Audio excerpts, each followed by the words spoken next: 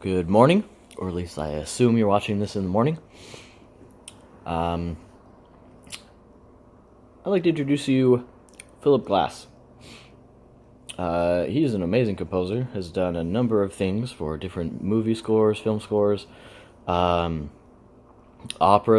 He's done a lot of operas, but he also just throws in a bunch of classical pieces for our enjoyment. But this particular piece that I'm going to play for you is called In the Upper Room, Dance 8. It's very representative of what he likes to use in his composition style. He very much enjoys taking a very simple,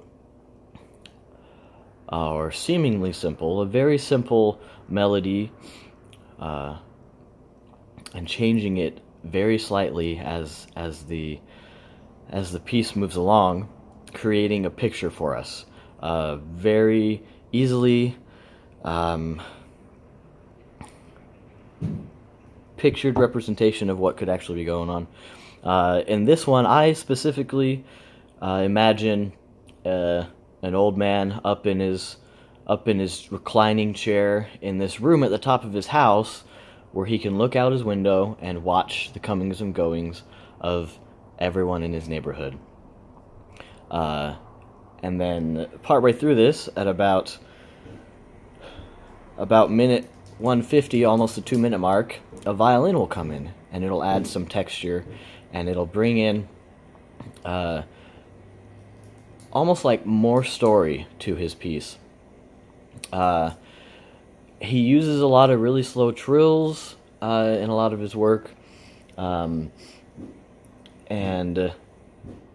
he seems to enjoy the piano, but he uses a very wide range in most of his pieces. This piece is just piano and violin, but as you listen, I want you to try to imagine your own story. You could take these little soldered people in front of you going towards a tree of life. You could try to imagine some kind of a story with them as you listen, as they follow the rod to reach the tree of life, partake of the fruit.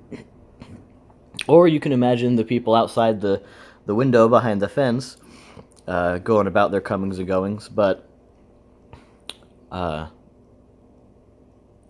guess there's nothing much to do but introduce you to Philip Glass in the Upper Room.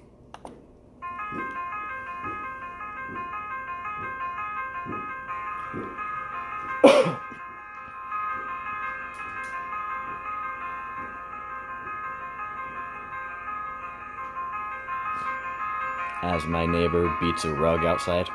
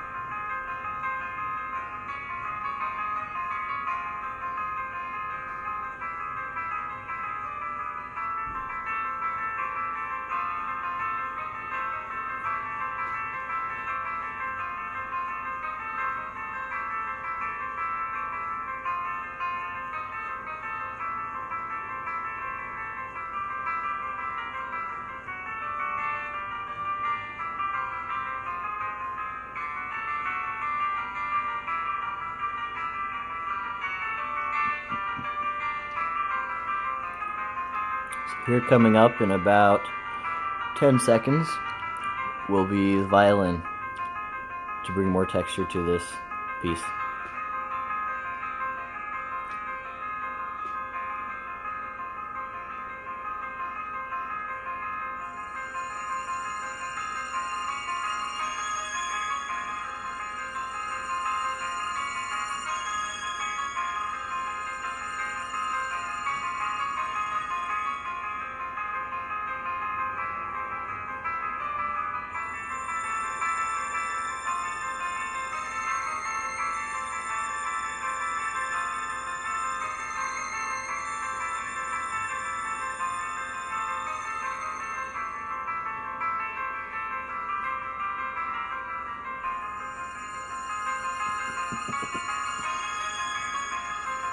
Through this part, I can very easily imagine a camera panning around, going through what he sees through the window, and then slowly, briefly, just a view of him sitting in his chair, enjoying it, watching it, and then back to the window every time the violin comes back in.